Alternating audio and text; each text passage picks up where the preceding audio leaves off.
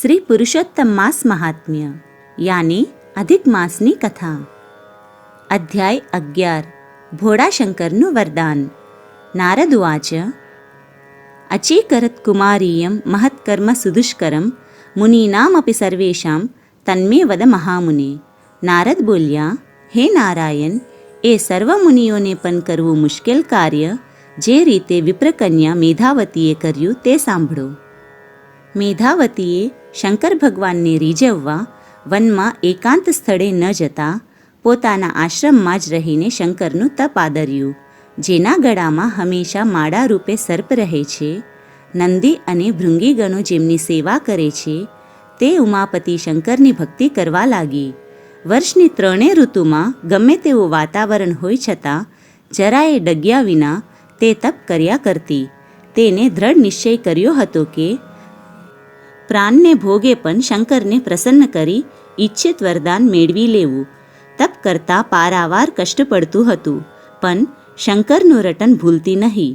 શિયાળામાં કડકડતી ઠંડી પડતી તો પણ જળાશયમાં ગળાડૂબ પાણીમાં બેસી શંકરને આરાધતી. ભગવાનના રટનમાં તેને ક્ષુધાતૃષાની અસર ન થતી.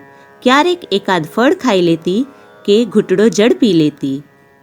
પાર્વતીપતિ ભગવાન શંકર તો મેધાવતીની સતત આરાધનાથી ઉગ્ર કષ્ટદાયક તપથી તેના પર એટલા બધા પ્રસન્ન થયા કે તેને મેધાવતીને દર્શન દીધા. સાક્ષાત ભગવાન શંકરને પોતાની સન્મુખ જોતા જ તપથી અચેત બનેલી મેધાવતીમાં ચેતન આવ્યું.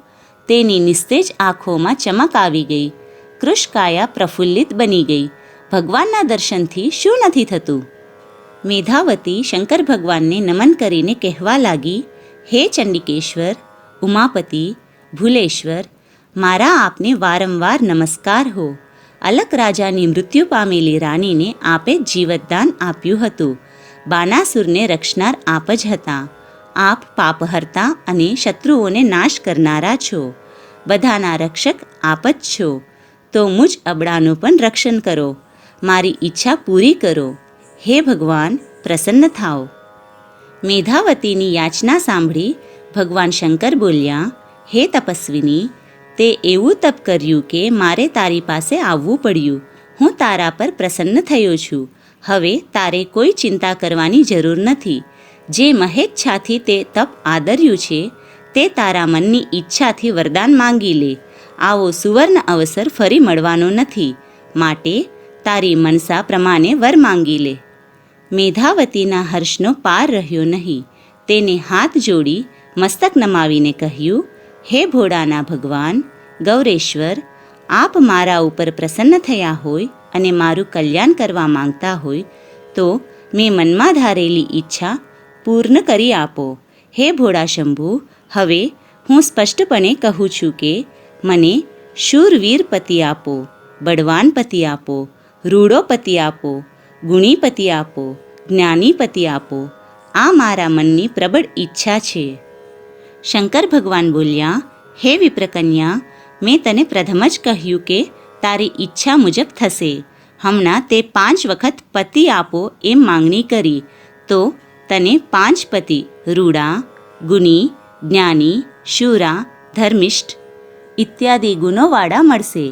તે પણ જેવા તેવા નહીં, પણ આપ બળે પ્રસિદ્ધ પામેલા રાજા હશે. તને તારી ઈચ્છા મુજબ 5 પતિ મળે એવું મારું વરદાન છે. તથાસ્તુ. મેધાવતી તો આ સાંભળી ડઘાઈ જ ગઈ. આ તો ભારે કૌતુક કહેવાય. આવું વિચિત્ર વરદાન તો કોઈ દેવ ના આપે. તેને હિંમત કરીને કહ્યું, હે મહાદેવ, ભોળાશંકર, આપે તો જગતમાં મારી હસી થાય એવું વરદાન આપ્યું. ઘણા પુરુષોને 5 પત્નીઓ હોય તેવા ઘણા દાખલા છે, પરંતુ સ્ત્રીને 1 કરતાં વધારે પતિ હોય એવું ક્યાંય જોયું, જાણ્યું કે સાંભળ્યું નથી. સ્ત્રીને 1 જ પતિ હોય, બીજો પતિ ક્યારેય ના હોય. જ્યારે મને 5 પતિની પત્ની થવાનું કહો છો, એવી અજુગતી વાત મારા ગળે કેમ ઉતરે? કૃપા કરી આપ આ 5 પતિનું વરદાન ફોક કરીને મને 1 પતિનું વરદાન આપો. ભગવાન શંકર બોલ્યા, હે કુલદીપા, મેં તથાસ્તુ કહ્યું એટલે આ વરદાન પ્રમાણે જ થશે. તેમાં ભારે ગભરાવાનું કાંઈ કારણ નથી. આ જન્મમાં તું 5 પતિની પત્ની નહીં બને, પણ આવતા જન્મે તારે 5 પતિની પત્ની થવું પડશે. તે કરેલી ભૂલનો ભોગ તારે બનવું પડશે. મહામુનિ દુર્વાસા જેવો મારા દેહરૂપ ગણાય છે, તેઓનું તે માન રાખ્યું નહીં, તેમની અવગણના કરી. દુર્વાસા એવા ક્રોધી છે કે ભલભલાને બાળી નાખે, તેમના તેજને તે ઝાંખું પાડી દીધું. તેમનો મોભો જાળવ્યો નહીં. તે ઉપરાંત પવિત્રકારી ગણાતા પુરુષોત્તમ માસના મહાત્મ્યની અવગણના કરી, નિંદા કરી. જેના અધિષ્ઠાતા શ્રી કૃષ્ણ છે, તે પુરુષોત્તમ માસમાં અમે પણ વ્રત પૂજન કરીએ છીએ. જે પુરુષોત્તમ માસને નિંદે છે તે ઘોર નરકમાં પડે છે, અને સેવે છે તે રિદ્ધિ સિદ્ધિને પામે છે. તું પણ પુરુષોત્તમ માસમાં વ્રત કરીશ તો સુખી થઈશ, પરંતુ આવતા ભવમાં તારે 5 પતિ છે તે નક્કી જાણજે. આટલું કહી ભોળાશંકર અંતર્ધ્યાન થઈ ગયા. શશાંકુલે ખાન્નિંત ભાલદેશે સદાશિવે શૈવદિશમ પ્રયાતે ચિંતાબબાધે મુનિરાજ કન્યામ હત્યા યથા વૃત્રહણમ મુનિષા. ઇતિ શ્રી બૃહદનારદીય વિશે પુરુષોત્તમ મહાત્મ્યમ અધ્યાય 11 સમાપ્ત.